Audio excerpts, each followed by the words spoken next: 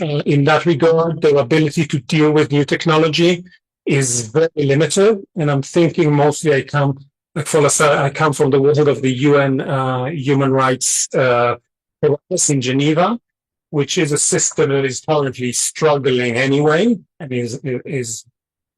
doesn't have the very basic funding to operate, even if you put outside the new technologies. But its ability to engage with sophisticated technological debates and to take on companies is close to zero. So if you are relying on the existing framework, which is very weak to begin with, to take on this additional significant challenge, I think we are setting ourselves as a global community as a failure. So like I said before, human rights is very much about leveraging governments to action. We have to be cognizant that governments in this policy space struggle to respond. So we have seen some regulation here, regulation there, but many governments do not want to regulate. Some governments are even ideologically opposed to regulation. This is the US position currently, that the current administration sees regulation as an impediment to innovation. This is the false dichotomy that have been created. So going after governments in the way we go in a human rights context in this policy space might not be very helpful. Human rights is very much focused on downstream enforcement, on dealing with violations as they come by. A lot of our strategies are about taking on the cases of victims and advocating for change on their behalf. Here in this policy space, there is a good argument to be made that it's probably wiser not to start with the victim, but rather go upstream and focus our energy and attention on the policy, on the coding sometimes, on the actual models that are being used and deployed, on the frameworks of the regulatory frameworks. Well, partly because of the scale. I mean, these systems implicate the rights of millions and billions around the world. So many of the violations that we are talking about are very hard to actually identify and are also very hard to isolate and litigate on. So if we're thinking about manipulation, for instance, the ability that individuals, their decision-making could be manipulated, and all of us are in a way targets of manipulation on a daily basis when we go on social media and we have our feeds. It's very hard to actually bring to court these. I mean, you need really flagrant grievances if you want to take them to court, and it's not obvious that this is going to be a productive strategy given the scale. So it also requires us to rethink our strategies in human rights, which is another reason why just relying on the existing paths may not be sufficiently helpful. And we also have here broader questions about governance and whether whether LLMs are a form of power, whether they're a form of governance. So there are also some abstract questions about how do we understand power? How do we understand oppression? What do we see as a violation? So there are many conceptual questions which render the application of existing treaties as is somewhat challenging. And the final part of the paper, and the final slide I have for you, is and I really invite those of you who are interested to look for the paper on the website of the Ethics and AI Institute, specifically under the Accelerator Fellows page. It ultimately advocates that we should be thinking about developing these 7 rights, which Paula mentioned before, and I've alluded to them in my presentation. Some are based on existing law, some are an elaboration of existing law, and some make a case for the development of new rights. So after the consultations that were extremely useful for getting not very fruitful ideas and criticisms, but also a certain sense of where are we in terms of our political options, what is actually feasible, what we should be at this point in time prioritizing. And on the basis of that input, the paper makes the case that what we should be actually looking for now is to try to build broad support for a soft law instrument, not a new treaty. This is currently beyond our reach. It's going to take a lot of time, and it's probably not the climate in which hard law can be created at a global level. Maybe at a regional level, things are a bit different. A soft law instrument could actually drive the agenda forward, and the paper does discuss a number of precedents, and with that I will close for this approach. Of course, the Universal Declaration itself was a soft law instrument that was adopted in 1948 on the basis of preparatory work that started during World War II, when things looked extremely grim. And still, there was a push to identify a standard and then later build on this standard.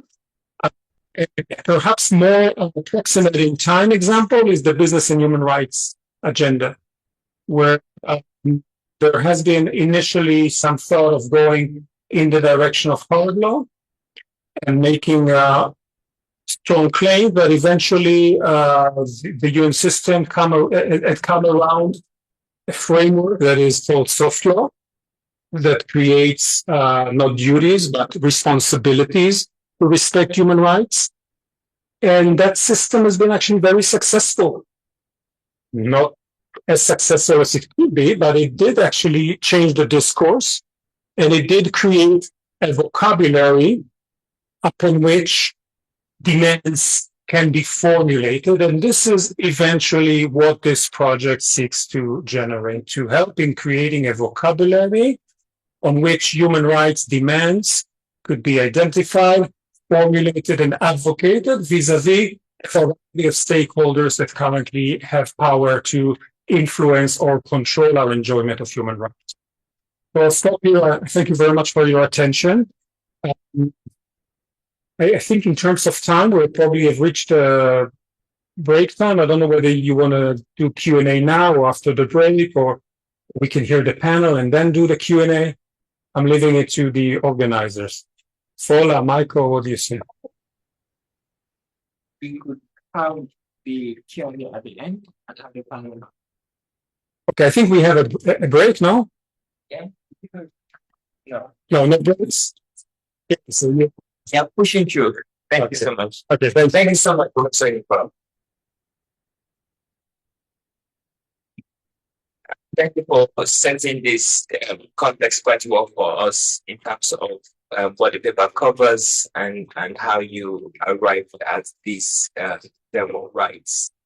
Now, the goal of the next hour is to have a panel discussion to explore how these papers proposals could be meaningfully integrated into Africa's AI governance mechanisms, in particular, the systems necessary for that to happen at both a national and continental level. Today's conversation is going to be moderated by Michael Abonega, who is with the University of Pretoria. Michael works on digital rights and human rights in general, and he is also a PhD candidate within the center here. Is a well-known activist within the Ugandan space as well, having worked as Coordinator for Action Aid in Uganda and Director for Programs there. And Michael will be moderating a panel that includes Dr. Eileen Tata, who is the National Coordinator for Human Rights and Development Technologies and the South African Human Rights Commission. She's also a provincial manager there. Our work in this space is fairly well known. She's led landmark litigation on equality and online hate speech within the South African context.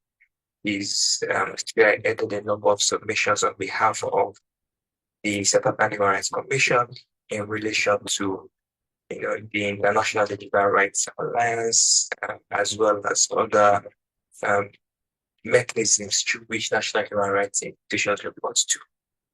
And then we also have uh, today Ms. Kangwe, who works for the Information Regulator of South Africa. Ms. Shelembe works as a senior researcher and policy specialist. She's done a lot of significant work for the Information Regulator, trying to enforce the implementation of data protection rights in South Africa. Our unit is responsible for the implementation of research and policy functions within the Information Regulator. And she's developed a very keen interest in information rights. And then finally, we have online to Barbara Glover, who serves as the program officer for the African Union Development Agency, NEPAD. Dr. Glover's work with our outer NEPAD since 2018 has been pivotal in supporting African countries in identifying, investing, and implementing emerging technologies and socioeconomic development. And responsibilities include conducting research, analyzing data, and sharing in pivotal areas, including in developing technologies. Now, I'm about to Michael now to facilitate the panel discussion to include with Professor Yuval's paper, and then we'll open it up to a round of questions. Thank you, Michael. Thank you, Professor Paula. And thank you, Prof, for the presentation of the white paper. Now we're going to have our notice already here. So what we normally do is we just sit here so that the people online are able to see us.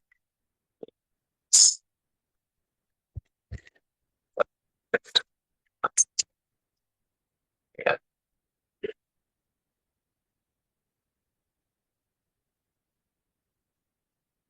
And please keep your comment, even online, you can put them in the chat.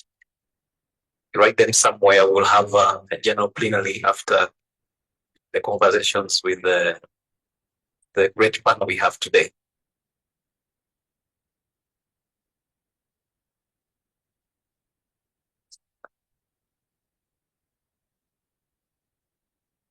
Okay, the transition is also trying to give us a break. So, right, guys, here with us.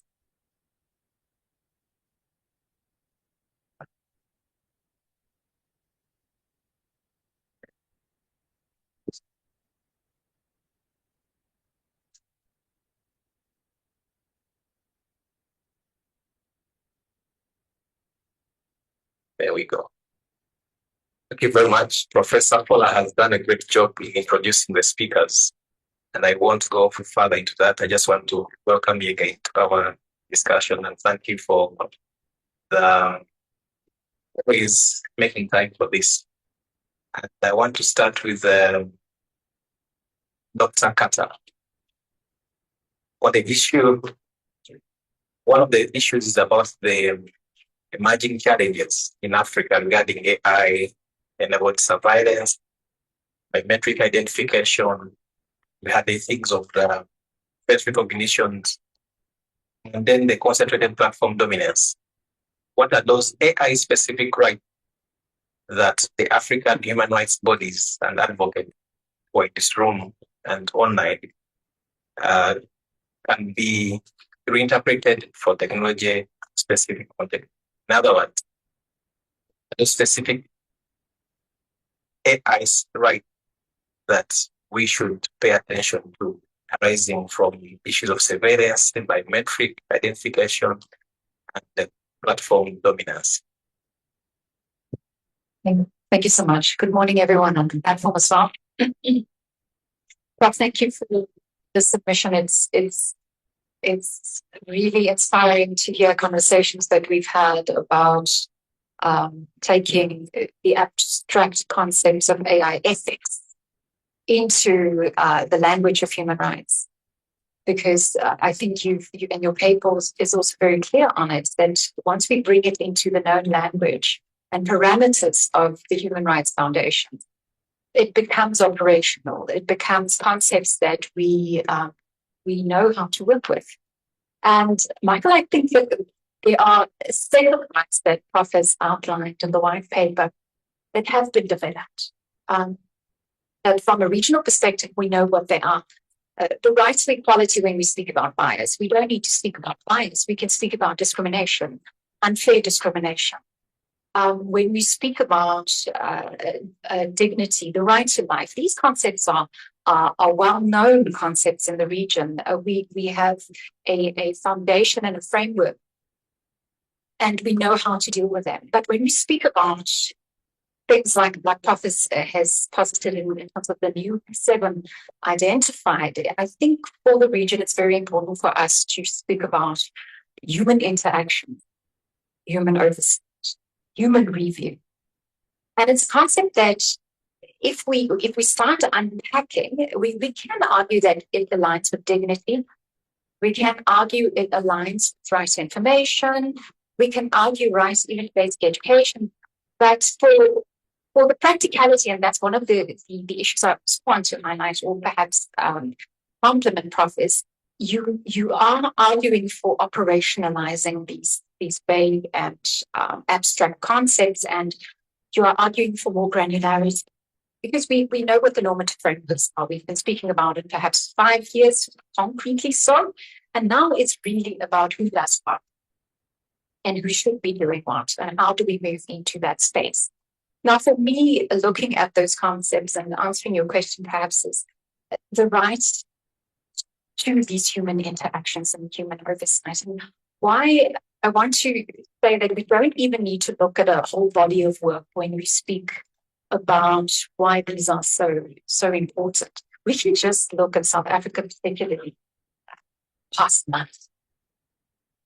And not to embarrass our country, but human oversight has become a very clear and express need when we reflect on our own complacency when we speak about these developing technologies and AI. So we don't need to go back to a body of work in the past month. And I want to, perhaps, Michael, I know we also want some speak about practicalities. How do human rights violations play itself out in the region? I want to, again, just look at the past month. Now, for those who don't know about what this National Human Rights Institution does, maybe we can have a discussion on that as well, because I do want to challenge you on that, on the white paper, because I think National Human Rights institutions perhaps can fill a gap that you have identified.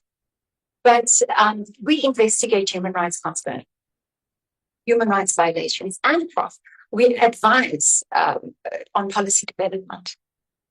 And the past month, I can just give you 1 or 2 practical examples of how AI has played a role in very small community. Now, we were alerted to an incident at a school, at a secondary school, where there were deepfakes being developed by students on the campus, young learners. The educators in charge are saying around 14 to 15 years old. They were making images and posting them to a platform of educators, dating learners through deepfakes. And of course, everyone was then very concerned about what is this? How do we address it? And is this misconduct under the school's code of conduct? Do the learners even know what the rules are? Is there a policy on AI use on campus? Should it be off campus? Why do we sit with smartphones with learners at schools? In actual fact, when we looked at what happened, it was a learner sitting, creating, and having access to these tools without having an educational baseline on the implications, the rights violations, dignity, equality. They even had to go and monitor what this specific educator was doing in his classroom to see whether there was validity in any of these things. So we learned, and from the Commission side, we're looking at perhaps an AI charter for kids in how to use these tools and whether they should in fact have these. This is the past few weeks. We're also engaging with other schools to see, do you have policies in place on the use of AI on campus? This is the reality. Another example in the past 2 weeks was colleagues, we are wanting and we need to, as a 12th official language in South Africa, African Sign Language, to give better access to people with disabilities to all things.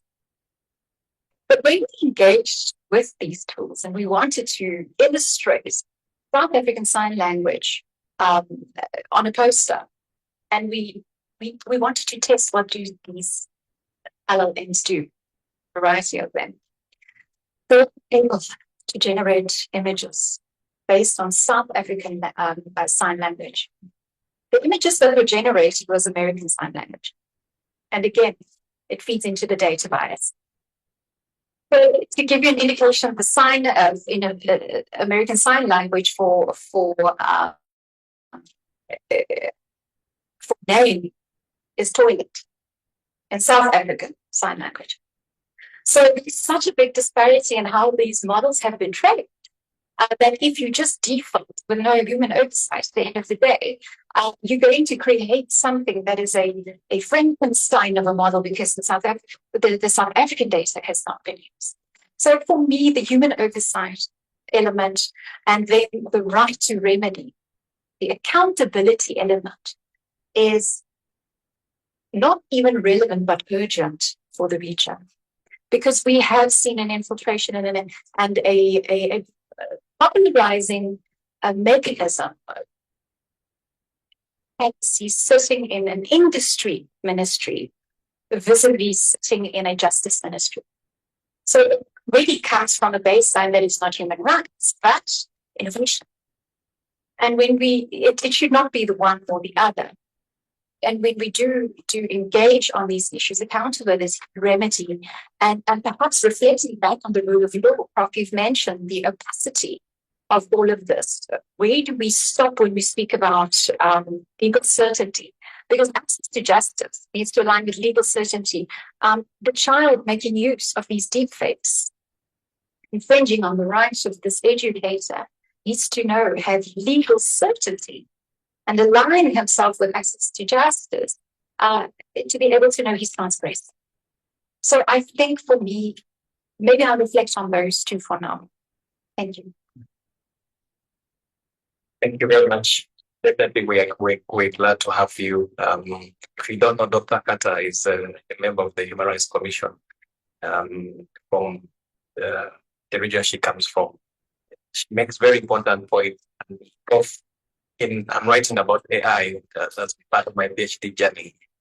I think one of the things I've encountered is the right to participate, especially for an African continent. Do we participate in the development of these models? Do we need our own? Is Africa participating or it's being participated? Second, I think issues of policies. I know that University of Pretoria has a policy on the use of AI, and in fact, it has an AI called Site, which they encourage students to use, but there's a policy for it. So I think most of universities and education institutions need that. So let me now switch a bit to the online audience and then ask Dr. Nova, Dr. Small, the issues, maybe are you able to hear us? Yes, I can hear you. Can you hear me? Yes, we can. Okay. Thank you. Thank you for coming to this conversation.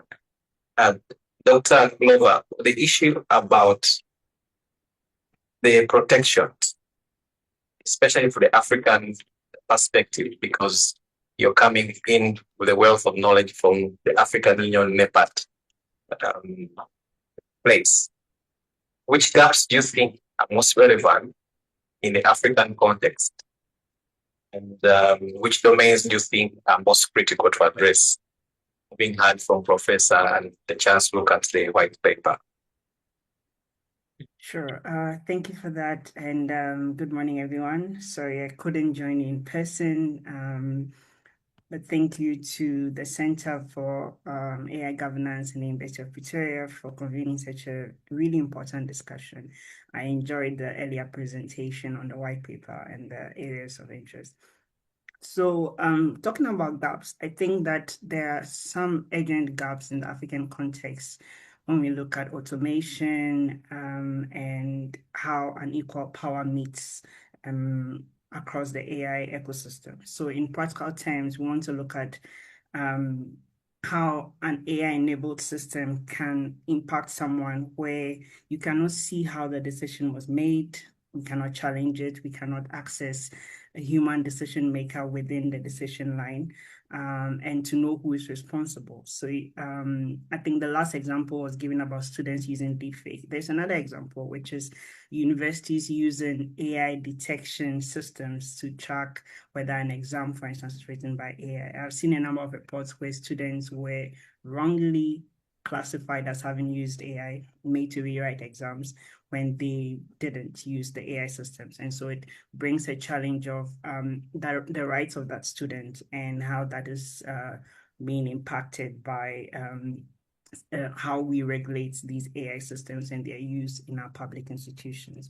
One area where I'm going to talk about a few domains. One area is the fact that we see that African governments of late are recently moving into biometric systems, digital identity, and that is being used in public service delivery more and more, whether in our education, health systems, modernizing our IDs, social protection systems, and even migration systems.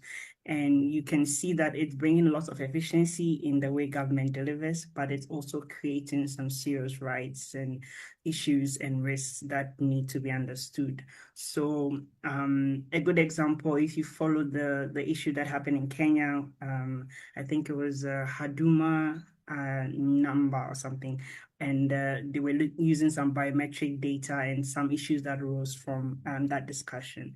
And it indicates the fact that beyond the technology working, we also need to look at what are the legal, institutional, and also human rights safeguards that we need to put in place before those technology systems are deployed. So it's not just about, okay, this technology is good and it's going to solve our problems, but what are some of these issues that need to be discussed? We also realize that AI is increasingly shaping how content goes out. Again, back to the last speaker's inputs on deepfakes and how students are using it. It goes beyond the use in students. We have political campaigns that are using deepfakes. We have day-to-day engagement that are using some of these AI systems where certain information is amplified that may not even be the truth. And public opinion is influenced by that information that is out there. And this has direct implications on people's rights, freedom of expression, equal democratic participation, because the public opinion is influenced by information out there that may not be accurate. And that's also a gap that we are identifying across the continent. Another gap is when it comes to decision-making using AI systems. So if these systems are trained with incomplete data, or they are trained by data outside the continent but are being deployed on the continent, what we identify is that it's creating increase in inequality, especially for the marginalized groups, women, rural communities, informal workers whose data may not necessarily be out there to be imputed into training some of these models. Our linguistic minorities, migrants, persons with disabilities, the various underrepresented groups across the continent, because the decision making is being trained by data that doesn't represent them, it sort of increases that level of inequality.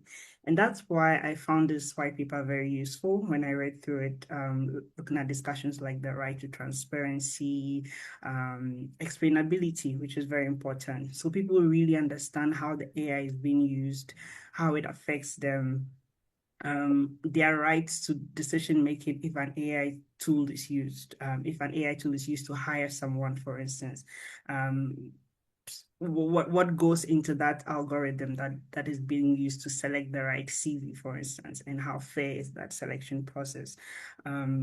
their right to dignity when these deepfakes create, information that does not exist. More and more on social media, you're seeing government systems sending out information that, this news article is fake, this did not happen, and it's becoming an increasing challenge to governance. And so these are some of the issues that I very much appreciate the white paper for, and I think it's important that we look at the rights gap when we are deploying some of these AI tools and systems within our government systems, so that the person that is affected can be able to question it, can be able to secure a remedy if things go wrong, and can be able to defend their rights and dignity accordingly. I hope that adds some substance to the discussion. Thank you very much, Dr. Glover. That was very impressive, especially using AI in absolute decision making. And keyword is absolute. Where is the human in the loop in all these decision making processes? And I think some of you saw some images going around where usually in interviews there are these automated emails of, unfortunately, they're telling you, you'll be one of the best. We've read your abstract, it was very nice.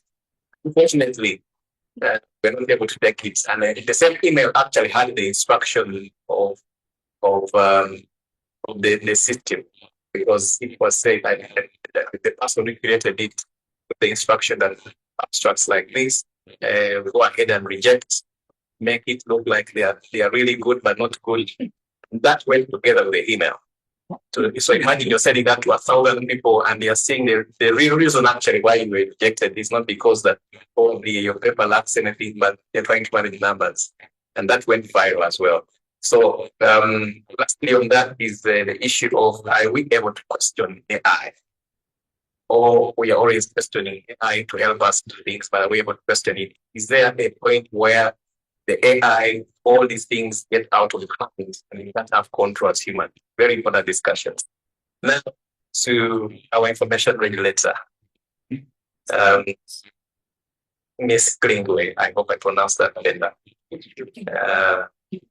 My team will have me for lunch if I don't.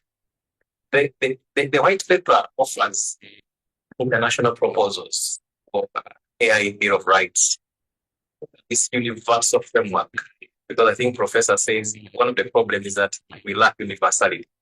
So how do we take this universal framework to respond to the regional particularities, especially that we are grounded in the African value system, our geographical problems, our historical problems? I think African constitutions, we like to say, recalling our history everywhere.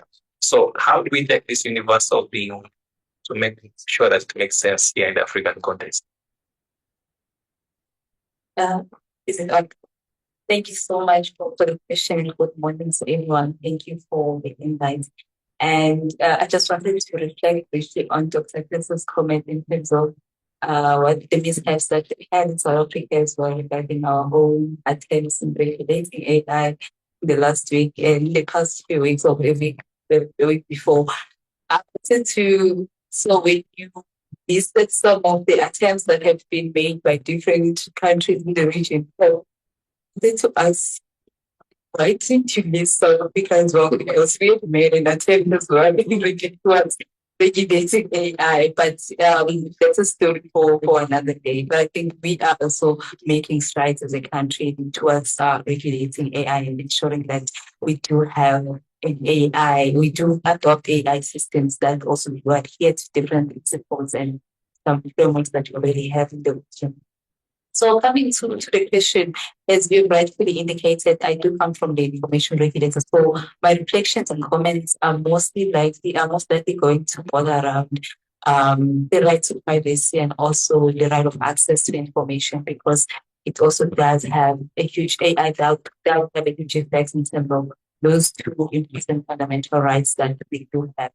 And just reflecting, it is a widely accepted understanding that AI and innovation are quite important, and they do contribute significantly towards economic growth, towards also solving some of the socio-economic challenges that we have that we confront as a country, and also contribute towards service delivery if they are deployed rightfully so. But also that shouldn't be done at the expense of undermining existing fundamental human rights, such as the right to privacy, such as the right of access to information, such as the right not to be subjected to discrimination or subjected to discriminatory outcomes as a result of the usage of AI systems. So, like these rights also, of course, they will border around even rights not one's rights not to be subjected to posted content that is online, which then could result to inaccurate information that people have. In as much as people have a right of access to information, but they do have the right of access to accurate, reliable, credible information. So those are the kinds of human rights and fundamental human rights that I'll be reflecting on. And just from a regulatory perspective, then in terms of like the growth in the usage of AI and adoption, it does then reinforce the need for accountability, transparency, and also explainability or oversight in terms of how these systems are being used and being adopted. Going back to your question, then in terms of particularities in a manner that is regionally grounded to African values, I do believe that they need to be grounded.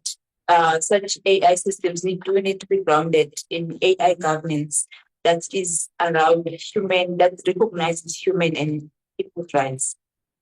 And those human and people's rights, of course, they will border around the right to privacy, recognizing that we have a right to privacy and people do have a right of access to accurate, reliable, and credible information. So if AI systems are being utilized to alter and somehow amend the information that is available online, it does somehow then contradict and also negatively affect people's rights to have access to information. So the the AI Bill of Rights, of course, it does already reflect, the white paper does already reflect on those. But I also do believe that I would like to emphasize that the AI Bill of Rights, if we do have it, if we end up having it in place, it does need to really dwell on those and emphasize on the need for human rights and also for people's rights that we already do have in place and are already guided by different frameworks that we already have in the region. And also it does need to reflect on African values and context and also priorities. She also already indicated the fact that the different systems or tools that are being utilized, deployed, AI systems that are being utilized with deployed. But when it comes, even if we can have a sign language in South Africa, for instance, but we find that there are different systems or tools, AI tools, that would not recognize the sign language that we are using in South Africa is the same one that is being used maybe in the US. So our AI systems need to be able to recognize our unique characteristics in the African region in terms of our African values, the spirit of Ubuntu that we have, which is our value in the African region. It does need to recognize that and also embrace the diversity that we have as African countries. We do have different languages, different cultures, different characteristics that we possess. I mean, a Black woman in South Africa will not be characterized as the same when it comes to maybe how a Black woman in the US is being characterized. So when we do adopt this system, then we need to recognize and take cognizance of the fact that we do possess those different diversities as African countries, and also different social inequalities as well, digital divide as well that we do have in the African region, in the African context. So they also need to recognize that, and such digital divide and infrastructures would somehow contribute to how these AI systems and tools are being accessible to people, because then we've got different people may have different levels of accessibility and also usage into them, depending on the different digital divides that we may have in different regions.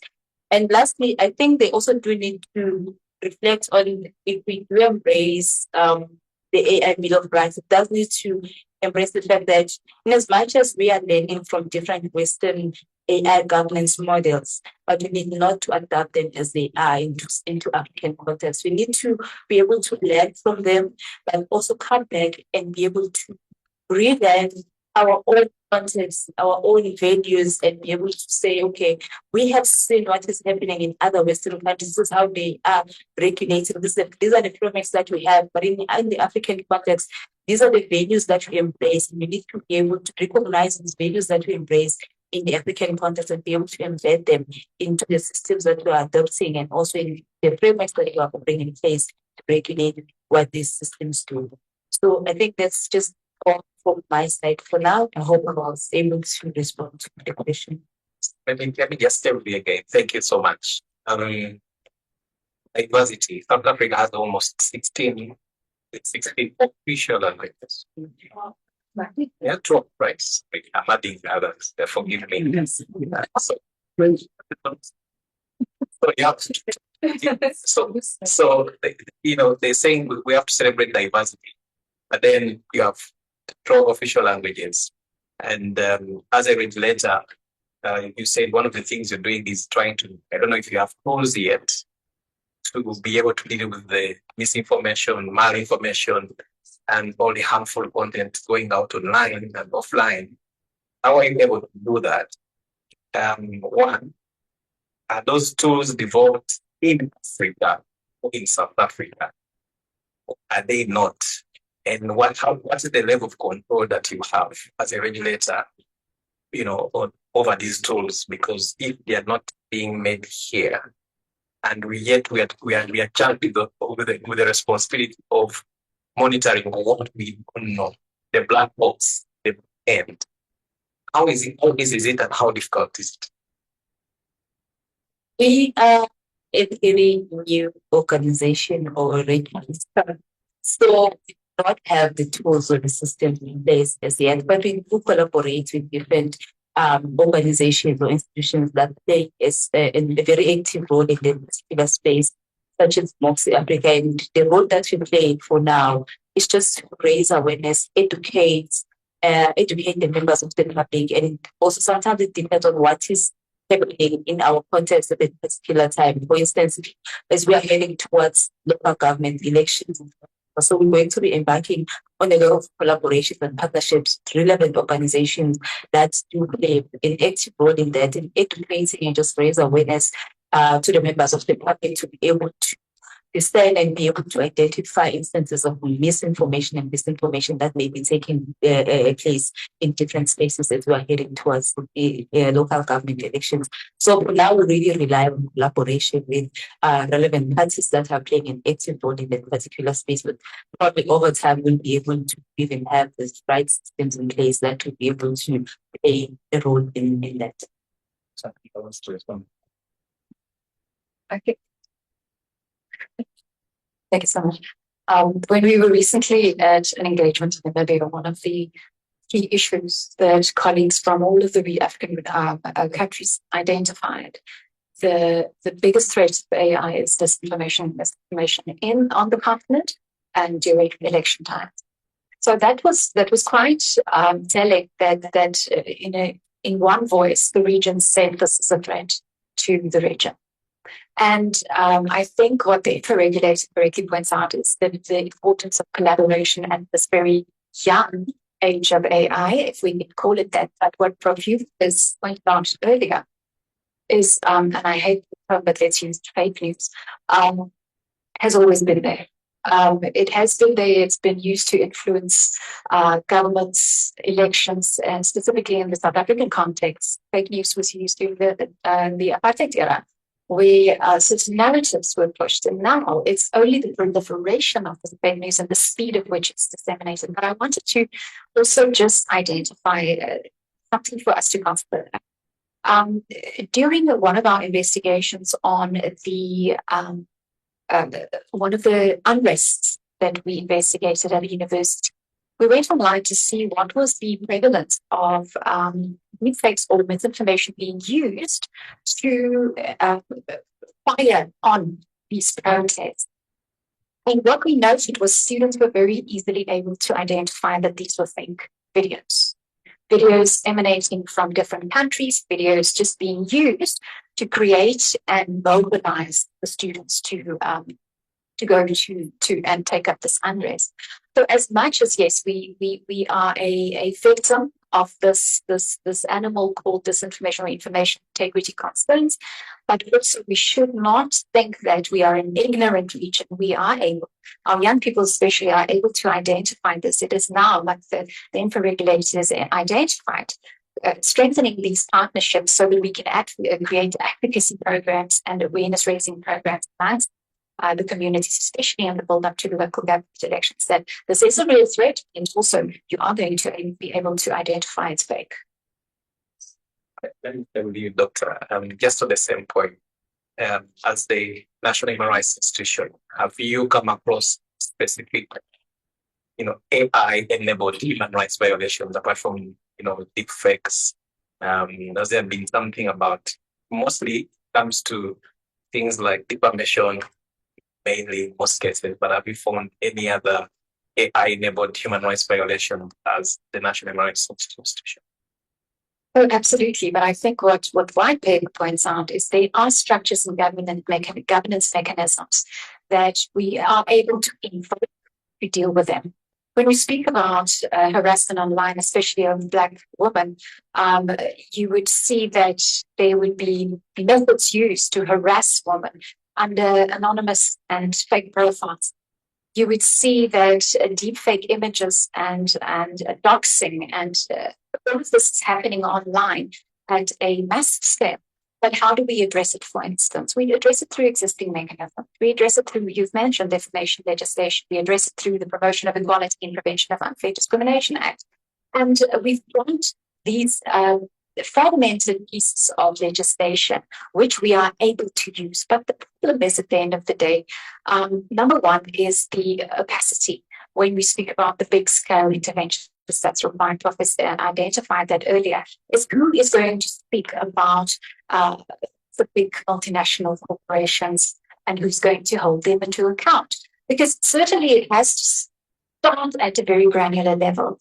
We've recently seen one of the social media platforms who rolled out a tool where you can create naked images of and children. The commission is investigating that.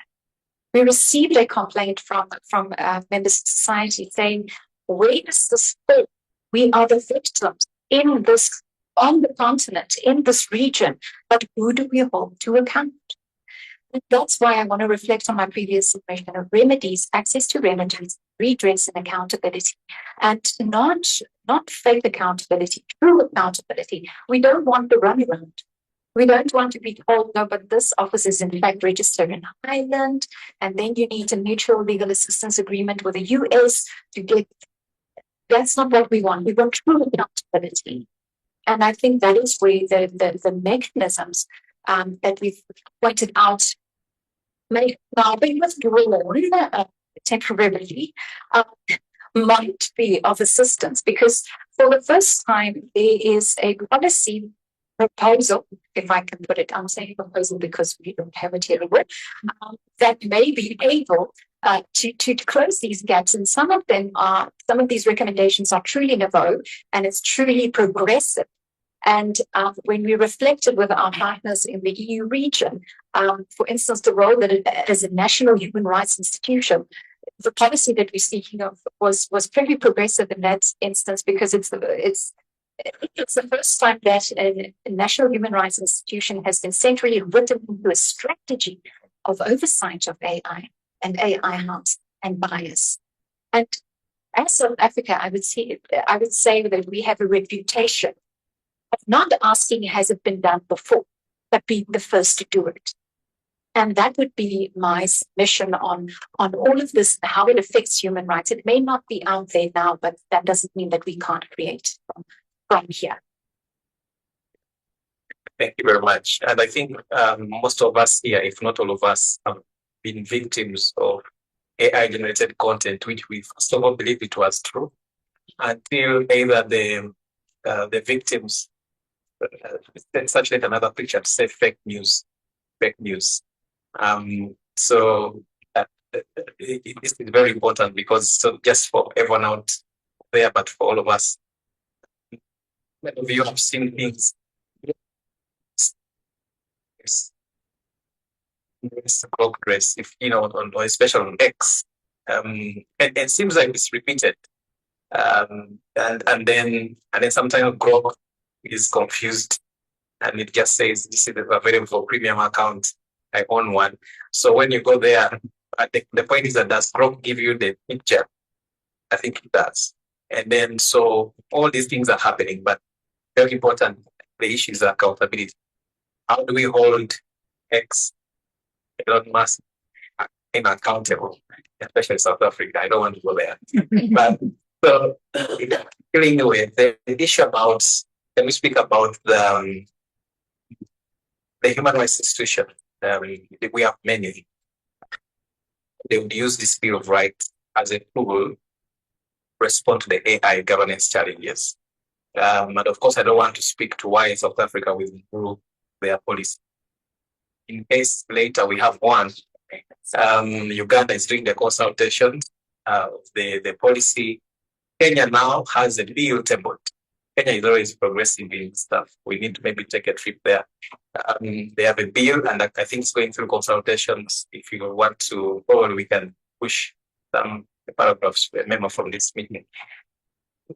Does this Bill of Rights respond to some of those AI governance challenges? And in your view, what do you think this would be like? So in terms of how different human rights can utilize the AI Bill of Rights, I think the main challenges that we normally have, or the challenges that we're likely to encounter, be to avoid just the symbolic adoption of this. I mean, it makes very beautiful proposals in terms of how we can adopt evidence-based AI, but still ensure that we protect the most fundamental human rights that we already do have. We already do have frameworks in place that ensures the protection of such. And Prof rightfully puts it, he indicated that we may need to reflect and revisit some of those rights and revisit them in the context of AI, because even when they were developed, there was no anticipation that in future there's going to be such technologies or tools that are going to have the ability to do the things that they do now. So I think one of the key challenges that we may encounter is ensuring that it doesn't just remain as a symbolic adoption. It needs to be used as a practical governance tool, not just as a declaration, not just as a place that we have adopted and that is in place. And we need to turn it into a monitoring and enforcement and capacity building framework that can be utilized by different regulators that play an active role in a particular space. So you can utilize it as a benchmark or as a yardstick for evaluating the state of AI systems within the regions of their respective countries.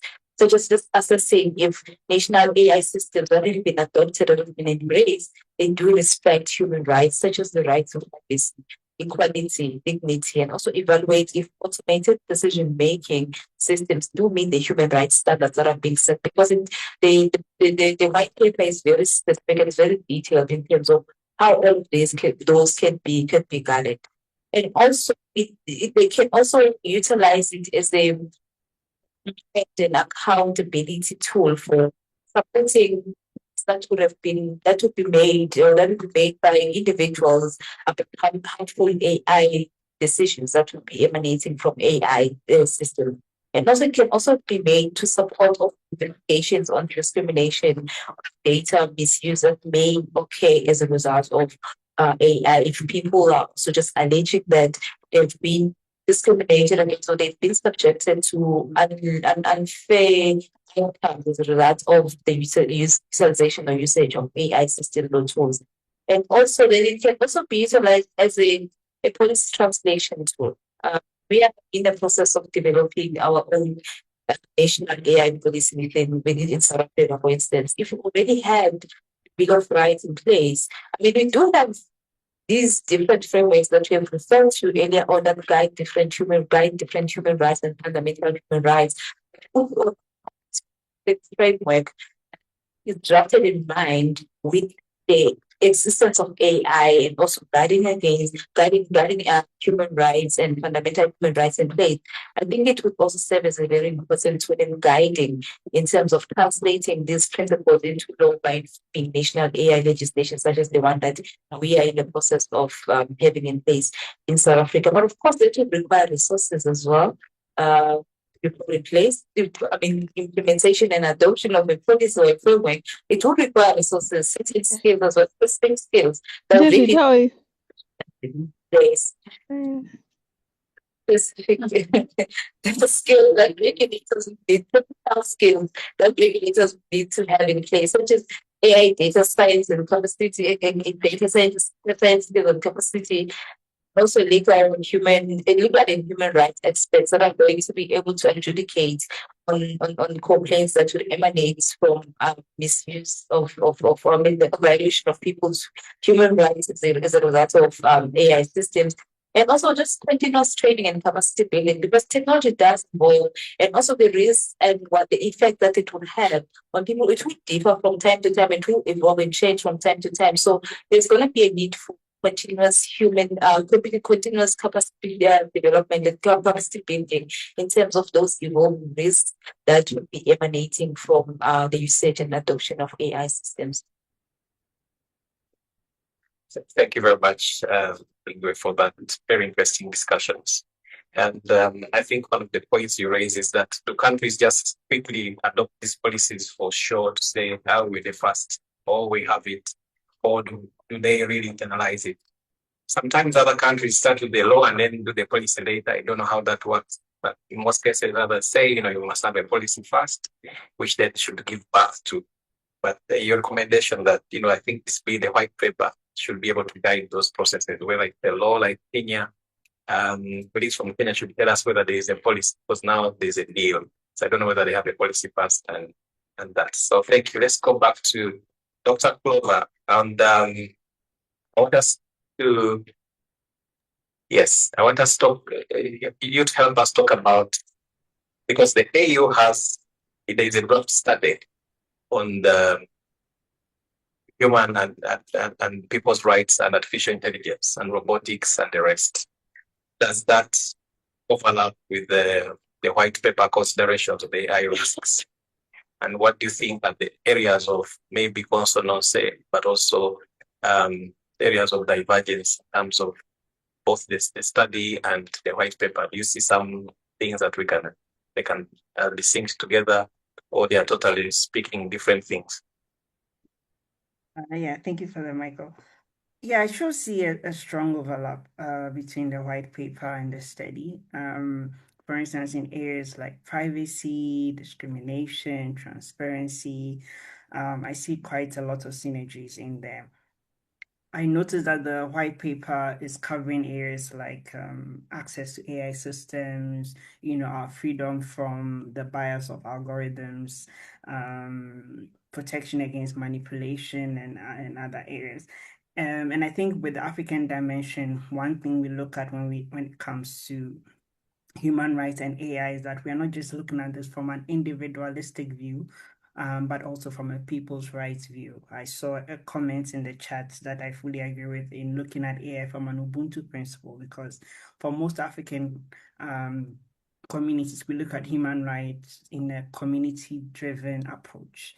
And that's something that, for instance, our African Charter give some credence to.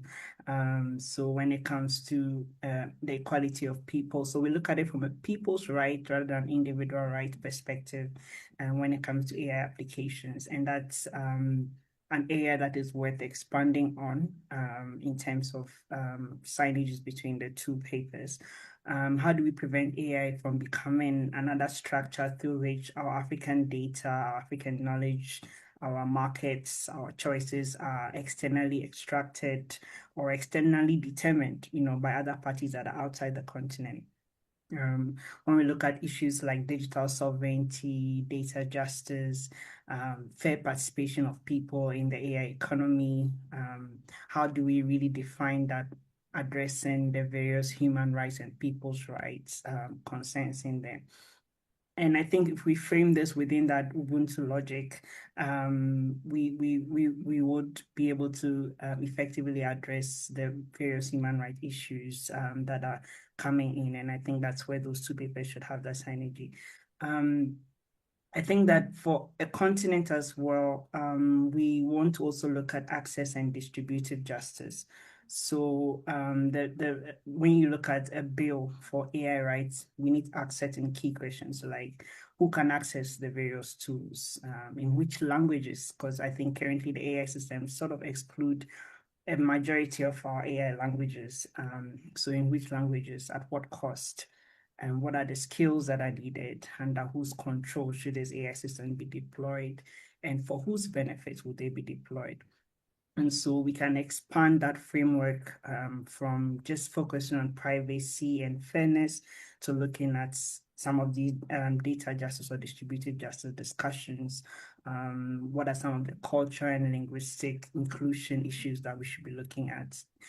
What are some of the communal well-being issues that we should be looking at? And what are some of the fair distribution of AI benefits that we should also be looking at? And I think once that is addressed, we would have a good bill or AI rights bill that we can deploy across the continent. One thing to note though that, so I'm speaking from a continental view, and the fact that we have different systems. I think there was a comment on the fact that one person said he doesn't know how it's done in certain countries. So we have different countries and different approaches to some of these rights issues. And so when we make recommendations, we should bear in mind that there are going to be different approaches and ways to doing it. We should sort of layer out some of these recommendations, bearing in mind that it's not all African countries are like South Africa.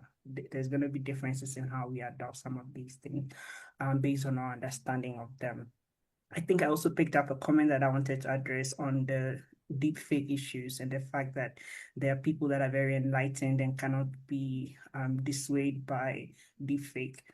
It works in certain communities, but at least with my experience across 55 countries in Africa, it's not the same. Maybe South African young people can pick up deepfake, but go higher up the continent and it's a different dynamic. There are different people's perceptions and understanding of some of these technologies and how it's used and deployed, whether it's in election or in engagements in the community. And so we need to have that sort of balanced perspective when we are looking at these issues around African rights, not limited to a country, but applied on a continental scale. I hope that adds value to the discussion.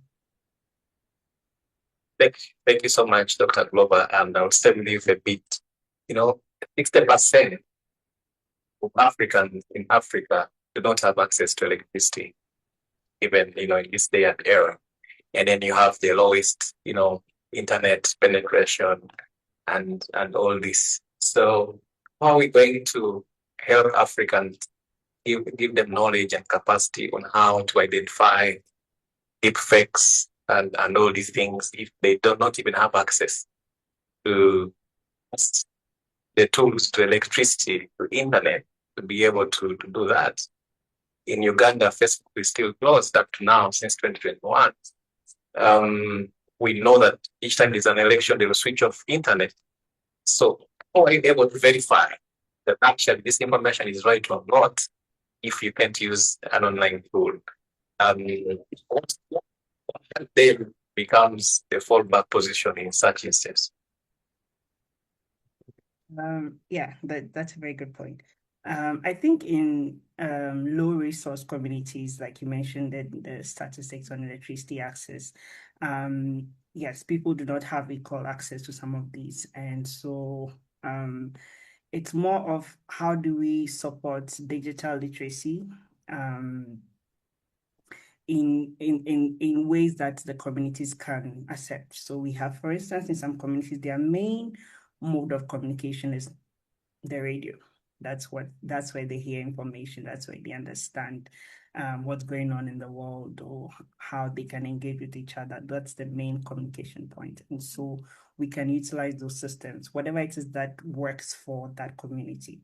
In some communities, the main people they listen to are the chiefs, the local leaders, And so it's more of training or giving an understanding to those key voices that they appreciate or understand when they speak, and then they can then educate them on some of these deepfakes and what that looks like.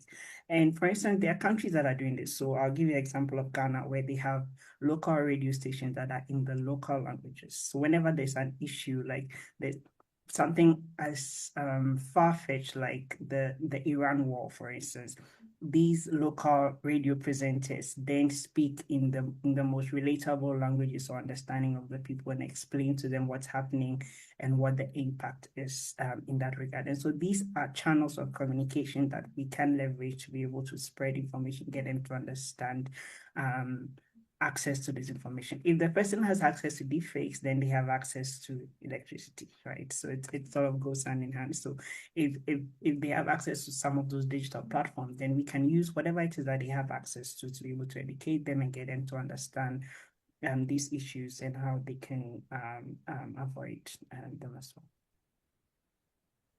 Thank you very much. The journey is still a long one, but we hope that we get to the promised land, especially the political rights. The election season everywhere is always heated up, and information flow is very important. I know that the IEC here has been fighting about that, for a long time, but also in other places, you hear people declaring results, and then the EC has to continuously say, no, we've not declared result. That's fake news. They will say this polling station has closed. Actually, by the time you got to undo that, people have not gone to vote. So it's really it's something that it's a journey that we hope we can get to the end. Let me get to the information regulator, Ms. Krigwesh. You have something to add to that? No, I just wanted to add that I think that's why it's so important that for multi-stakeholder collaboration happen at different levels as well. Because then you understand that you've got different communities are structured differently, and also the levels of access differ as well. But if you've got multi-stakeholder approaches that are layered at different levels, you can be able to attend to certain things at different levels as they take place at different levels. So I just wanted to highlight that the importance of multi-stakeholder collaboration in that instance in order to accommodate different needs of different communities of societies in fighting this and the effects of this and misinformation, especially during the election season. The collaboration doesn't only need to happen at higher levels, but it needs to happen at different levels of society. Thank you very much. Maybe you can answer to this or later. Think about it. You, as maybe through the collaboration from the Ministry of ICT and Communication and the rest, if they have these formal engagements with the developers of these tools, these systems, to say every quarter we meet them. I know that there's always been an issue where they argue the point of sovereignty. To say we are not incorporated in South Africa, so South Africa, you would not have a right to hold us accountable. But they're making millions of money here, and they're causing even lots of trouble as well.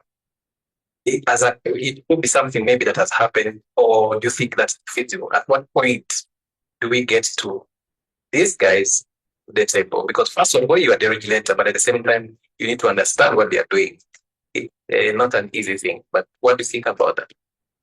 In terms of, do we need to actually have conversation with these guys whom we're regulating at the same time? Because they're what we do. Also doing conversations with them, even though we are regulating them. And we have actually dealt with some of the cases where it's been cited that our access to information law is not applicable to some of the digital platforms that do have operations in South Africa, but claiming that because they do not have the physical presence in terms of their head office in South Africa, so they're not obliged to release certain records of information that they have pertaining to some of the conditions that are taking place in South Africa. And it's still an ongoing matter that we are dealing with, but we do honestly believe that we have to have conversations with them, because at the end of the day, they are operating within South Africa, even though they claim not to have physical presence, therefore our legislation not being applicable to them. But we do need to have those continuous conversations with them and be able to sit around the table and resolve different matters that affect South African system. Thank you very much. The struggle continues. Let me get to Dr. Kata, and I hope that we have questions. I know there are questions online. After this round, we're going to open up the discussion plenarily so that we hear from all of us the presentation of it and the conversation we had here. So, Dr. Kata, the last one for me on this round is if the African national human rights institutions, like what you come from, were to draft an African chapter building on the International Bill of Rights, what are those specific 3 principles of rights that you think shouldn't be left out? I think I've mentioned them before, but there is a need for human dignity above efficiency. We need to ground whatever development and innovation is brought onto the continent. We need to ground it in human dignity above efficiency. Then, again, the 2 ones that I want to pause at a little bit more is the meaningful accountability. This is what we are struggling with. How do we hold and who do we hold accountable for inevitable harm? Inevitable. We are foreseeing them, but they are already happening. And that was why I wanted to give the practical, very small scale examples. Now, the last one, which I want to again emphasize, is remedy. When we have identified these violations, which we have, what is the remedy and what is the accessibility of that remedy? One of the key elements that came out of the white paper for me is the need for specificity. Yes, we are at white paper stage. We're going to move perhaps towards soft law, but the specificity of what now? We've been on the platforms and the panels where we speak about digital divide, data bias, they want it. Who does what now? And that is for me very important, especially we've got the continental outline as well. And what now? Taking into consideration that the violations are cross-border concerns. It does not localize only in a domestic jurisdiction, it's cross-border. So we need to think cross-border as well. And then we need to assess whether the remedies we have is perhaps available to us. One of the things that the recommendations we've made in a submission to the African Commission was the consideration of a regional risk fund. So the deployment of tools into jurisdictions where we very clearly know do not have regulatory frameworks yet to protect the user because of the opacity, because of just the nature of these AI tools. Before the deployment, that there be a regional risk fund established where it almost brings up that once those inevitable harms do occur, that at the end of the day, there is a form of remedy once we establish stronger national institutions and national regulatory frameworks. We are not keeping up at the pace that we need to. I think we're getting better at it. But as the region, for me, I know you focused on 3. I want to put 1, and it's remedy and accountability.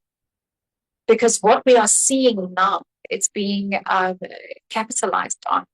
Because we don't have frameworks in place for this remedy, it's so much easier to deploy these tools risk and accountability free. And that is something I think the region must really take into consideration, strengthen not only your regulatory frameworks, but your oversight bodies. And I want to, as a last submission from my side, and to say that Prof made use of the word future-proof. We cannot keep up and have to amend legislation and regulations every year as the developing technologies also move forward. we need to be able to rely on something that is already in existence. And mine would be to ask that we can reflect on from the Paris Principles, which created national human rights institutions, to reflect a baseline and a foundation of human rights values across regions, and to strengthen perhaps those oversight bodies whilst we get in place the proper regulatory frameworks for us, set remedies and accountability. Thank you very much. That's very wonderful. Thank you. And of course, we'll come back. One of the things, Prof, you mentioned is that we don't need new rights. Do we understand the right? And then how do we read these rights in the existing frameworks? And then do the frameworks that we have able to protect? Because there's protection, there's promotion, and fulfillment. So do the frameworks allow that? Or could it be that also the lack of frameworks in a way leads to the violation? And very important discussion there. So now we're going to open it up to all of us. And if you have a comment, this is how you do it, your name and straight to the comment, because we have 1 minute for each one of us. So I want to know who wants to go first. Let me first see the hand, then I can determine. All right, so we'll take the first 4, and then I'll come back to the online. Let me start with the Professor Magnus. Thank you very much. I'm Magnus. I miss 3 words in the jobs, employment, jobs, jobs. There's nothing about job displacement. There's interesting developments now in the case law in China. Asking, can you people in just to displace with AI, war, international humanitarian law. I mean, it is very related to human rights, so I think it should feature in some way or another.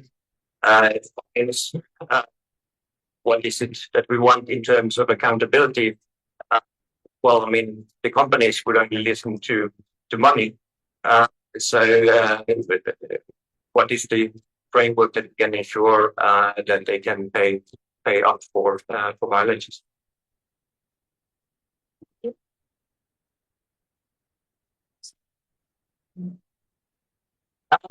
My name is Oluwatus. So my question is with regard to having if a framework on AI and human rights, right?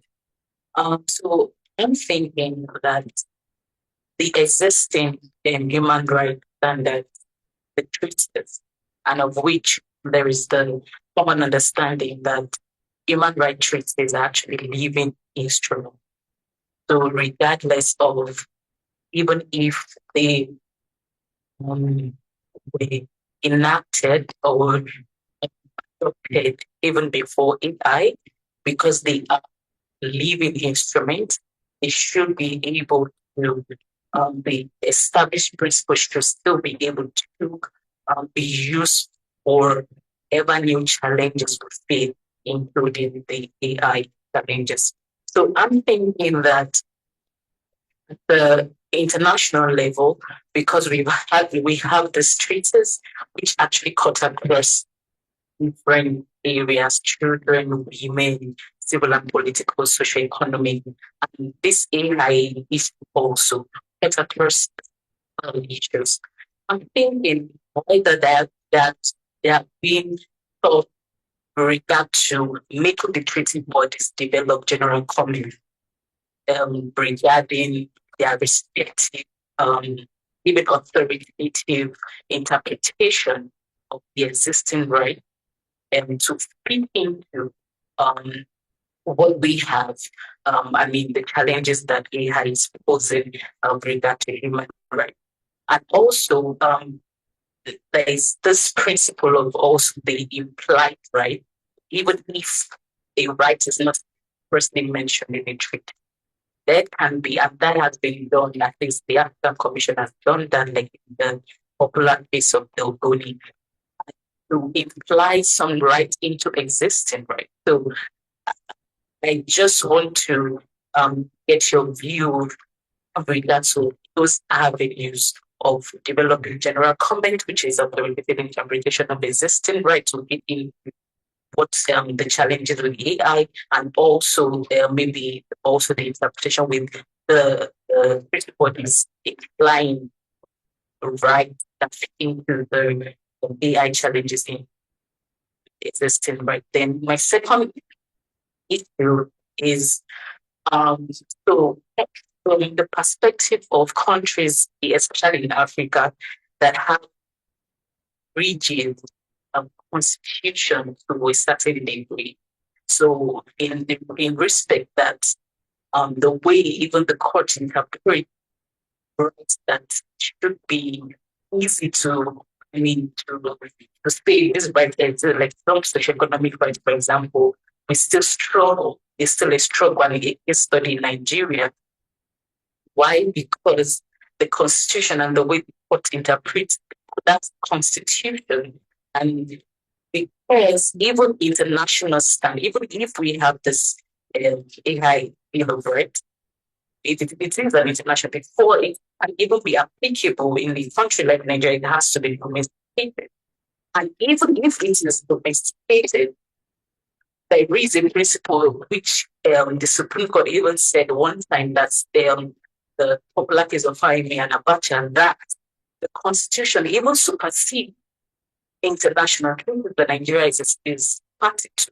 So the Constitution is rigid in terms of advancing human rights. So in the context of the creation of these principles at the domestic level, not every country, like someone mentioned, is South Africa. So, and we have a challenge of even bringing the court, even using the international instrument in advocating cases at the domestic level. So, what is your thought on how to, even if we don't have this bill of rights at the domestic level, but how can we advance from the perspective of such reading constitution in some countries? Then the last point is, you mentioned criminal liability and said is a different ballgame. So I really want to get your thought about why do you think it's a different ballgame, and maybe in your research, maybe there's something you found during that criminal liability in the context of to the other side. Then the online audience will come to you. Let's get the other side. Okay, sure. Hi, my name is Tristan. Thank you for the interesting paper and the discussion. I'm excited to use the paper in my thesis on cognitive disempowerment. I just want to gently push back on the black boxification that was mentioned. I'm skeptical to the extent to which it actually operates. I found that companies use something called like manufactured ignorance or algorithmic agnotology, which is where when something goes right, they're very quick to say, oh, we fully understand why it went right. We understand why it's doing all these good things. And then as soon as something goes wrong, they say, well, it's a black box and we don't understand what's going on. I'm not questioning whether there is a black box. There is one. There's enough evidence on collusion and blackmail that we know that. And then there's also problems around mechanistic interpretability and chain of thought reasoning. So I'm not denying that aspect, but I am questioning whether the extent to which companies rely on the black box is just manufactured and actually is not, really relevant to this. And then I also want to ask about, you mentioned, the chain of liability, because we don't know if it's the developer, deployer, or the user who's accountable. I find that it's only really SB 53 from California that is regulating frontier models. Everything else is not really addressing the progression of technology. It's kind of, already ancient. So I want to know, when you call for a human rights-based approach or something like that, is this going to be retroactively applied to the violations that have already occurred? or are we leaving it as is and then continuing from there? Thank you.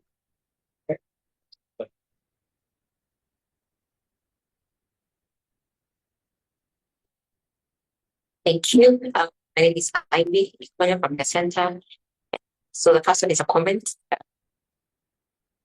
Dr. Edith, thank you. You mentioned the issue of disinformation and misinformation in the context of elections being a big thing, and the need for stakeholder engagement of the issue. Last year, we had such an engagement within South Africa's context. So other election stakeholders met with this one big platform, and the aim of the meeting was to get them to make clear their take-down mechanisms and how they moderated conversations online around the elections. But the conversation was, it turned into something else, because at the end of the day, they are not very forthcoming. Even regarding the issue of languages itself that they used to moderate, this one big international platform only moderates moderators for less than 50 languages. Africa itself has more than 2,000 languages. So there's a gap there already. Now, my question is to Prof. Yuval, on your opinion, having given these 7 guiding rights that you proposed, there's this one, the right to a human decision and a human interaction. I foresee a lot of resistance on this. And the argument there being that isn't this then calling for us to go back to analog? I mean, truly they're just saying AI shouldn't exist. So how should we as advocates, as people in civil rights, prepare for that? What should we do to address that before they come to shut that? Okay. Let's have the last one in the room, then Prof and Yuval can respond. Like that here. Yes. Good afternoon. So we will take this round and then get back to another round, including the online comments. So you could make your last question and then. Good afternoon. Thank you so much to the panels and Prof for the two profs for the very delightful discussion. My question is to you, Prof. It's more of a comment, but also a question. So, considering the African context, where we have a significant number of African states that still lack a legal framework that governs social media and technology, although we have countries like Ethiopia, Tanzania have actually excessive regulations that govern social media that work, but then criticize for being oppressive. So I feel we don't have a unified, as African countries, we don't have a unified approach or a stand where we all agree on one point. How could that impact the AI discussion? And are we not risking that AI regulations are going to just to be imported from elsewhere and not being tailored to the African context? Thank you.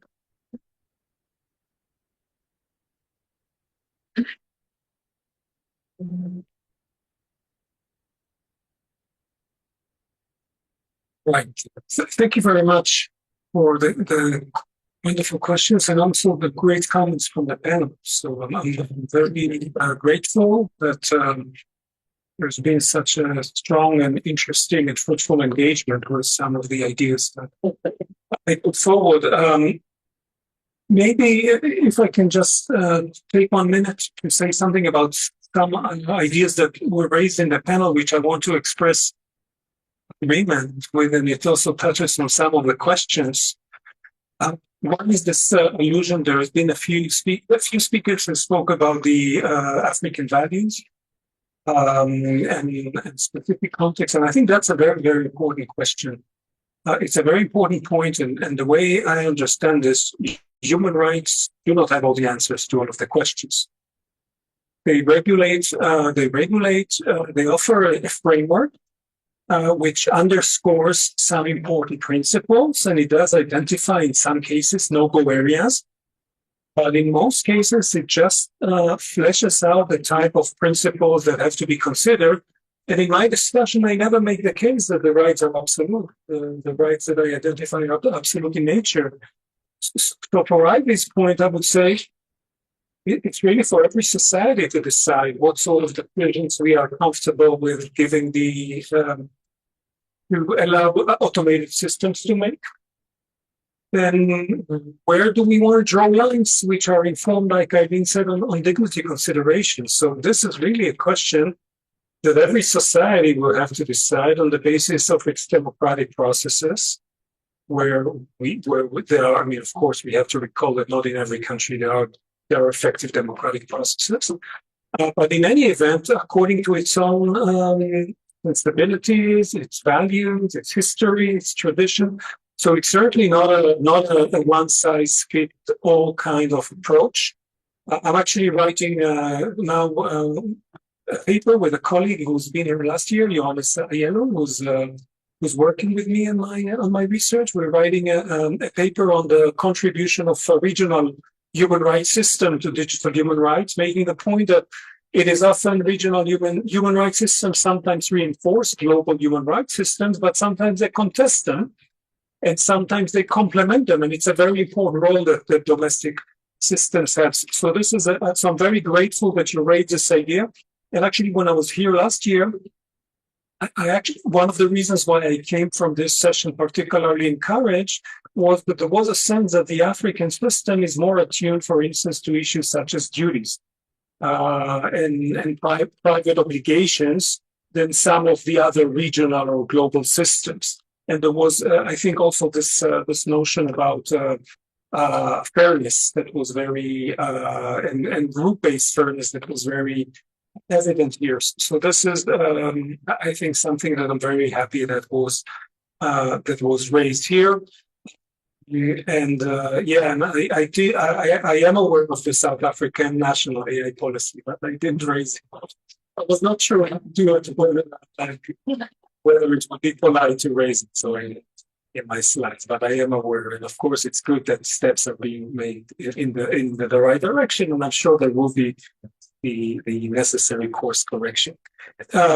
On the specific issue questions, so the point about jobs, law, and fines, Magnus, this is a very good topic. I'm involved in another project on military AI, so I'm keenly aware of the many problems, and I think this is a space where we're already seeing harms, which are being very real harms. I mean, human lives being taken on the basis of decisions that are employed by algorithms. And one of the reasons why I want to push a human rights framework is exactly because I think that human rights should also apply in this policy space. So this is certainly a good point. On jobs and fines, yes, I mean, I think we do have on jobs some norms that we can invoke. I didn't feel that I had a sufficiently good grasp of because it's a macro scale problem. And yes, you know, human rights, I mean, they excel when dealing with individual cases, when dealing with macroeconomical issues. They are, it's a bigger challenge to employ them. So I didn't want to go in that direction, but I concede the point that that's a conversation that we should be having. The same would go for fines. I think Eileen talked about remedies as one avenue. The other one, the creation of sorts of victim funds. I would say more generally that we should be having conversation about responsibility regimes that deviate from our traditional rules on liability. In the same way, some countries have for car accidents, they have special regimes. For instance, no-fault insurance type of arrangements. I think we should be having these sort of conversations. On the living instrument point, which is a very good point, and I've written also on this issue separately, I think living instrument is a good framework, but we know from our living experience that over the years there have been limits to how far can you push the interpretive agenda without creating political and legal backlashes. And this is why the history of human rights has been to take the basic treaties and build upon them. periodically with more specific treaties dealing with specific issues. Currently, for instance, a negotiation had been launched a couple of months ago in Geneva for a new treaty on the rights of older persons, which you could arguably say you can derive from existing treaties, but I think generating granularity, specific solutions for some specific problems, I think that's a good practice in the human rights movement. But the point is taken. There is a lot of mileage we can drive on the existing treaties. I also take the point about implied rights. Although we have seen in this space an attempt to generate an implied right to informational self-determination along some of the points that Elaine made. We are seeing in Europe, an attempt also to create an implied right to environmental well-being. These approaches have the pros and cons. So I would not exclude them, but I would just note that they could also generate complications. The European Court of Human Rights approach towards environmental right to healthy and sustainable environment has created a backlash in some of the member states. On a general comment, that's a very sensitive topic for me. I've been advocating for years that the Human Rights Committee, on which I said would develop a general comment on technology-related issues. Initially, the idea was on privacy and on digital privacy. But so far, my campaign that has been going on for 12 years it's not succeeded. And the reason why I think there is here an element of circularity. The treaty bodies feel that this is an area on which they do not have enough expertise because it is seen as something that requires some technical understanding, which I would argue is not untrue, but not an insurmountable obstacle.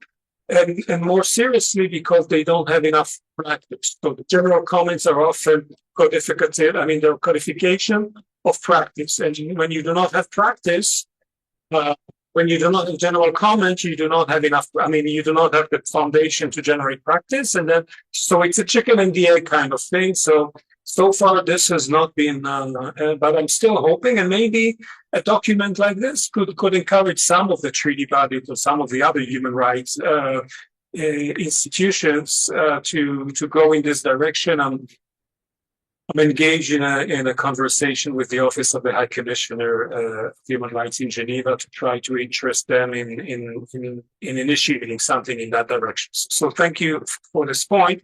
The rigid constitutional issue is a very good point, and there of course are limits to what you can do with soft law in a country context where international law is to begin with doesn't enter the constitutional sphere. I mean, there are areas, of course, of sub-constitutional protection that could be generated, and there maybe you would have more success. I would note that the similar problem, I mean, this is not, I would say, a Nigeria-specific problem. I would say that the United States has a similar problem where the Constitution is quite rigid and is being narrowly interpreted by this Supreme Court.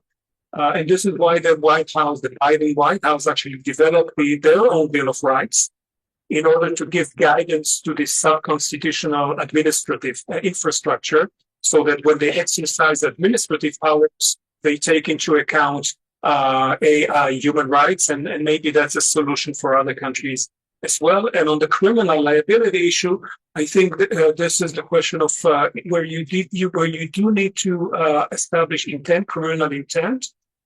I think this is an area where AI systems are rendering it very difficult. I mean, AI systems might allow us in certain cases to identify negligence. But when we are going, especially in an international criminal context where there is no negligence and negligence doesn't suffice, and you have to go, and this goes to also the questions of war crimes, it is almost impossible to establish a war crime when you have an AI system involved in targeting decisions. It's going to be extremely, extremely difficult to go in this direction. The point, Kirsten, about black box, I take the point that the black box sometimes, there is some around the black box that is exaggerated. I would say that, but sometimes it also goes in the opposite direction. that there is some pretense about systems being more stable and predictable than they actually are. And I think that's a very good point. But even if the black box is not impenetrable, there are still questions about the quality of explanations and whether the explanations, even if you apply explainable AI, the question is whether the explanations that you are receiving are authentic explanations, and whether there are explanations that are, and if they are authentic, whether they are comprehensible to a human cognition which operates in a very different way. On the issue of retroactivity, to the extent that we are simply reinterpreting existing human rights, there is no real issue of retroactivity. If we are creating new human rights with new liability, then the issue may arise. And I think on Ivy's point, I think I already touched upon this. There is no, I'm not a Luddite. I'm not calling all to destroy AI systems. I think AI systems are great. I use AI systems myself. But I think there is also some value. I think we should be making choices about certain spaces where we may want to keep the analog in place. Right? Maybe education, for instance, is a skill. We still want to have a professor-student human interaction in place. And there is now a trend to actually outlaw the use of phones in schools in order to keep that space. But that's a decision that every community and every society has to be made. In any event, a right to not to be subject to automated decision making doesn't mean that you may not choose automated decision making. Many people actually want, maybe even prefer the algorithm. The question is really whether you as a person you have a choice at least to make a drug face-to-face in favor of keeping that space. And finally, on the African context and the lack of a unified approach, so that's of course a general problem around the world. We do not have a unified approach. The problem is that the products are being deployed on us in a manner that is unified and already has certain choices inbuilt in them. And if we do not regulate, if we do not push back, if we do not identify certain rights that we want to uphold, then those structures will simply be enforced on us. So I guess we have to choose between two evils. And I would argue that promoting a universal view of human rights, which still gives a lot of space for regional variations, is a much lesser evil than simply accepting as is the technology and the choices that it is making for us. I think where is it? Thank you so much, Prof. Let me now take there's a question from Elvis, and then we'll get to the online. Yeah. Good afternoon or good morning. Good afternoon to everyone. I'm Elvis. I have a question, and this is based on what when I read the white paper. What I found in it is that it conspicuously doesn't look at the child rights lens.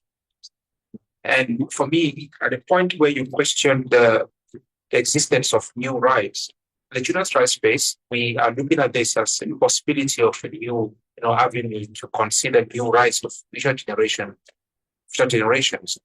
Now, I'm involved in a project with a colleague in Australia that we're looking at contemporary children's rights issues. And one of those issues, we're looking at AI chatbots and the influence that AI chatbots, has in parental responsibilities, and the extent to which it has, in a way, to an extent, parental responsibility has shifted from the human perspective now to an AI perspective, where children seek a lot of answers or questions from AI chatbots and what they are. What AI chatbots have done is that they've now regulated, they've tried to regulate. You have OpenAI and all those other chatbots. What they've done is that they've have an age limit in terms of access. Now, Replica, for example, just went on to stage 18. So no child is involved in that space. So one of the things that I would like to ask you is, do you think within the children's rights space, there is or there are gaps, new rights that could, be generated from this interaction with AI? And the laws that you mentioned was the issue of concerns about safety, reliability, and effectiveness. It involves children at the point of safety and reliability. I'm not sure about effectiveness in that space. So I really suggest that the white paper also takes that into consideration, because I think future generation rights, it's a thing and it will happen, but there are new rights that come into that space that will be efficiently. Thank you. Hi there, my name is Clive. I'd like to thank Professor Shany for your thinking on these issues. I really enjoyed reading your white paper and engaging with your presentation here today. I think that you were right to highlight issues of safety, surveillance, discrimination, and systems of social control. And in your white paper, you mentioned a number of rights. Privacy, or you propose a number of rights, privacy-related protections from harmful use of AI, human decision-making, and accountability for the harms caused by the use of AI. I think it's particularly important that we consider these things. At the beginning of your presentation, you said that it was important to be optimistic but not delusional on human rights. And as we think about expanding human rights frameworks in an era of AI, I wanted to ask, how do we grapple with the erosion of respect and legitimacy of international and human rights law in the face of continued gross human rights violations around the world, foremost being the human rights violations perpetrated by the State of Israel with the ongoing surveillance, discrimination, and genocide of the Palestinian people?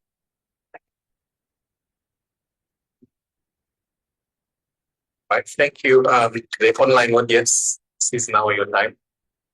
If you have a question, please raise your hand, or you can go straight and ask it. Going once.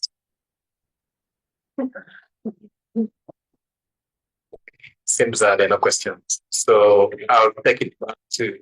It might be worth looking at the transcripts. Yes, I am. Okay. So in case you change your mind, you let us know. We are happy that you're still joining. We have over 25 people joining the line. So we're going to have the panel respond, and then we'll close it, and we're happy with that.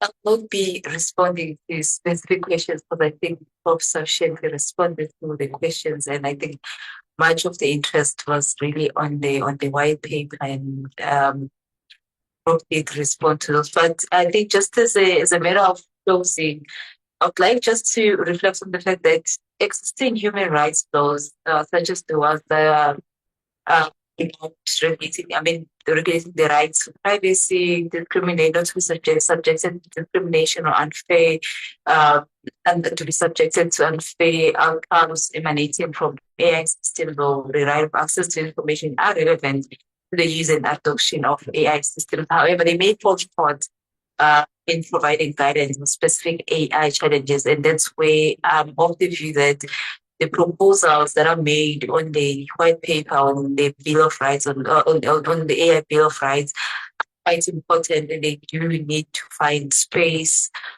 within the area of trying to regulate AI, and also uphold ensuring that there is respect for basic or fundamental human rights that are already in place. So as Prof did indicate at the beginning, that we may need to reflect or revisit some of those already existing frameworks and rights in terms of human rights. So I do share that there may be a need for us to revisit those and ensure that they are revisited with the notion in mind that there is now these technologies that are capable of doing all the things that we have, the wonderful things that we have seen them doing, but they need not do those at the expense of undermining the existing human rights principles in place. Thank you so much. I also want to echo, I think the questions were really answered by Prof. Maybe just 2 comments from my side on the general comment issue on feasibility bodies. I found the general comment 25 from the UNCRC, UN Committee on the Rights of Children, was very helpful, although it was kind of pre-AI. There's developing technologies, and it's something that we find is actually superimposable to adults, like on the general interpretation of developing technology. So I've really come to rely on general comment 25 a little bit, not AI specific, but it's tech specific, and it speaks to responsibility very well, which is quite progressive. And then pausing on the word progressive, I think Prof also outlined that there are frameworks in place, and mine would be to submit that we need to progressively interpret those frameworks now. Not just interpret them in the age of AI, but progressively. We don't need to copy and paste anything, but we can create a new parameter for what we want from all of this. And then maybe what I appreciate also from Prof scientists and questions online, absolutely, we are not a region that applies everything the same. We have different contexts, we have different domestic environments. What we've done is we've looked into the African Charter on Human and People's Rights. We have adopted non-negotiable principles already. And I think this is the value of an AI Bill of Rights, because if we adopt the principles, as Prof indicated, a lot of them are not absolute. And if we apply what I think is the doctrine that comes from the European Court of Human Rights, is to say there's principles that we all agree on, which is the principle of equality, dignity, or life. But then it's up to the states on how they apply it, and what level of importance do they accredit, say, for instance, the right to dignity or equality for South Africans. It's of the utmost importance. Maybe it's a little bit different when we go to another region. So I like the concept of the margin of appreciation doctrine, where we adopt the principles, and which we've had. We've done that as a region. We've done that as a continent. And now we need to progressively interpret these principles as it applies to AI. So yeah, that was my submission. Thank you. Prof.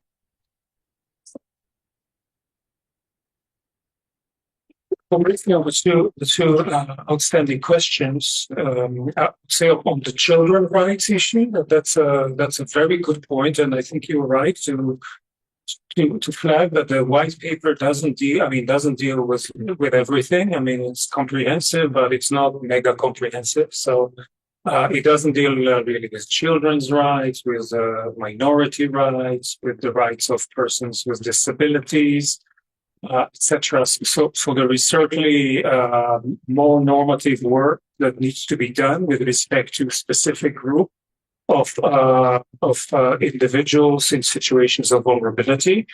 With regard to children, I think the point you raise is very interesting and important. I mean, there are questions regarding access, regulation of access, where there is, I think there is a clash between parental rights and children's rights. And here we are seeing different countries developing different standards and different age limits on access to different services and products, and different spaces where these services and products can be ascertained. But there would be a point in which we should also be thinking about regional and maybe even global standards in this regard. We haven't reached that point yet. And I would also say, with regard to children, the concerns that I raised about manipulation are at some level accentuated with regard to children, given that their younger persons are more prompt. We know are more vulnerable, are more eligible to be manipulated, group pressures, etc. There is, of course, a lot of literature on this. Last year, when we were here, one of the speakers spoke also about the need to define a right to mental integrity. It did actually resonate with me very much. I didn't find a way to give to it an explicit articulation in my white paper. But I think when we will be moving to the space of children's rights, I think this idea of mental well-being and the mental health crisis that many adolescents face at this point in time this might require us to also develop new concepts. And your very good point about the erosion of human rights, I think this probably underscored my initial comments about not being delusional. I come from a country where my government is involved in many terrible human rights violations. My concern, however, I would say that the concern that I have is not just with one country involved in many violations, but in the phenomenon that we have, that when we are looking at the human rights systems that operate at the global level, and we are looking at some of the major powers and their approach towards the system, we see that their approach is at best ambivalent. So if we're talking about the P5, I would say that only 2 out of the 5 have any real interest in human rights. And when you have this misalignment between the global power and global politics and the human rights movement, this is a reason to be somewhat apprehensive about. So while individual violations is a problem, it is of course a serious problem, but I would say that the structural problem is the inability to deal with these violations, and this is, I think, where the real sense of crisis currently lies, because there is a sense that we do not have a critical mass of political power which supports the system. I would also say that the systems have a lot of internal problems that also render them under suboptimal in their level of effectiveness. So it's really a very complex set of problems that we have. But like I said before, we shouldn't lose faith, because we do have historical examples where some of the most important instruments that we are working with today were developed in some of humanity's darkest hours. So not all hope is lost. Thank you. And thank again everyone for their excellent questions and contributions. Thank you very much. I see Professor Elvis must have a small addendum. These are your submission. Sorry, I'm taking you on lunchtime now, I notice. But just to back to the point that you just made now, which I really appreciate, is that when you get to that point of bringing in children, you shouldn't maybe in the case that I think the better case, there is now on the corporate accountability around the issues of access to internet with Facebook. Is that in that case as well, one of the things I've been trying to criticize in that judgment is the fact that the judgment looks at responsibilities, to adjust access or penetration to internet, limiting the hands of corporates and public. Then you have the private setting, which is third. And in that judgment, there is limited reference to parental responsibilities in terms of accessing that. So that could be an insight that you also look at in order to phrase that. That was. Thank you. Thank you, Prof. And thanks to panelists. Do we give them yes. To Professor? Thank you so much for the presentation and also for the online engagement. We've been following the conversations with you. Thank you very much. Now over to Professor Paula to close. Thank